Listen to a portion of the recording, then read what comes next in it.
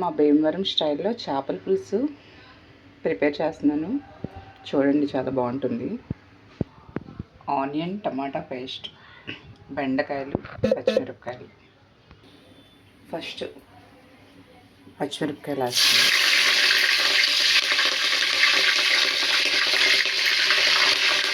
Next onion టమాటా paste,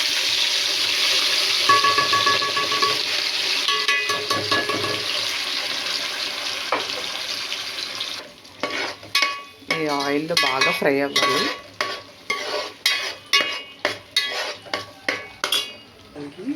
ఇది అల్లం వెల్లుల్లి ధనియాలు జీలకర్ర పేస్ట్. ఇది వచ్చి మెంతులు ఆవాలు జీలకర్ర ఫ్రై చేసుకొని పొడించేసుకుందాం.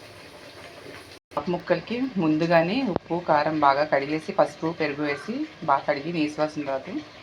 ఉప్పు కారం పసుపు నూనె వేసి మ్యాగ్నేట్ చేసి పెట్టేసాను చేప ముక్కల్ని ముందుగానే. వేళ్ళని నీట్గా పై చెక్కు తీసేసి నీట్గా కడిగి ఉడకబెట్టాను. ఇది బాగా ఫ్రై అవ్వాలి. నూనె పైకి తేలే వరకు వేపాలి దీన్ని. ఇలా వేగుతున్నప్పుడే ఈ అల్లం వెల్లుల్లి పేస్ట్ ధనియాలు జీలకర్ర కలిపి మిక్సీ పెట్టాను. ఆ పేస్ట్ కూడా వేసి బాగా ఫ్రై చేయాలి. నా స్టైల్లో ఈ చేపల పులుసు చాలా బాగుంటుంది. ట్రై చేయండి ఒకసారి మీరు కూడా.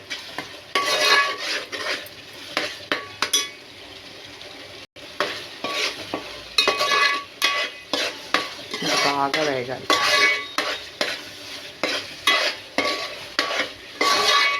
చేపల పులుసుకి వెడల్పాటి పాత్ర అయితే ముక్కలు విరగకుండా బాగా వస్తుంది పులుసు.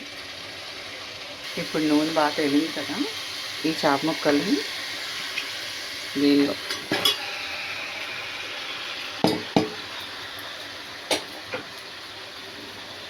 ఇలా వేసేసి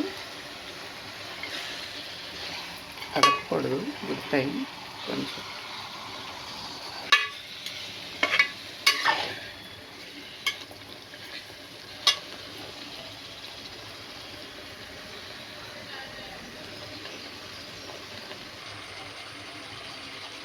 చేప ముక్కలు వేసిన తర్వాత కొంచెం సేపు మగ్గనివ్వాలి. ఇలా మగ్గిన తర్వాత ఇప్పుడు మనం చింతకాయలు ఏదైతే ఉడకబెట్టామో ఆ పులుసుని ప్రిపేర్ చేసుకుందాం. ఏదైతే ఉందో అది ఇలా పులుసు తీసుకొని ఈ పులుసుని ఈ చేప ముక్కల్లో వేయాలి వడకట్టేసి. తుక్కు పడకుండా ఈ చింతకాయల పులుసుని తీసి చేప ముక్కలో వేయాలి.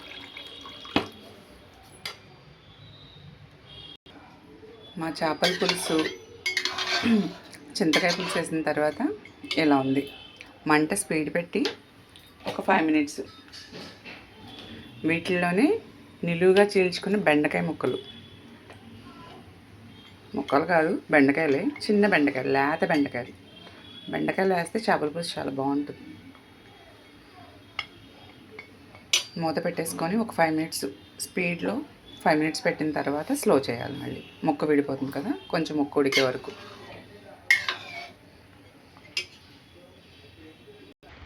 చింతపండు పులుసు వేసిన తర్వాత ఇప్పుడు కాసేపు మూత పెట్టేసుకుందాం.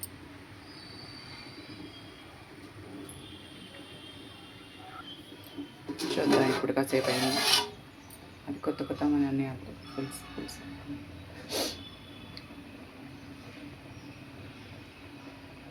భీమవరం స్టైల్ చేపల పులుసు ఇది.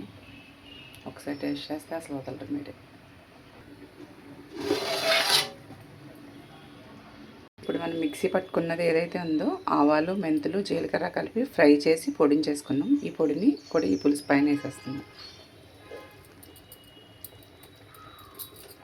ఎప్పటికప్పుడు ఇది ఫ్రెష్గా చేసుకుంటేనే పులుసు టేస్ట్ బాగుంటుంది.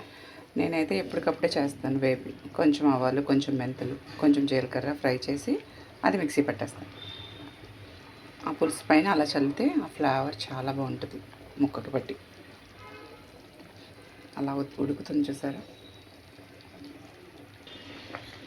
ముక్కలు విడవకుండా కొంచెం జాగ్రత్తగా కలుపుకోవాలి పులుసుని. చేపల పులుసు ఫినిషింగ్ వచ్చేసింది. ఎలా ఉందో చూద్దాం ఒకసారి. వావ్, ఇప్పుడు కొత్తిమీర వేసుకున్నాం.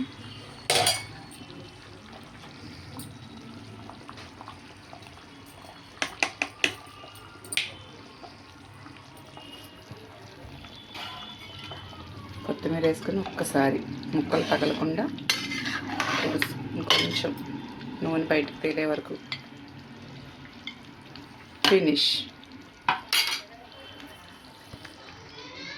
భీమవరం చేపల పులుసు బెండకాయలతో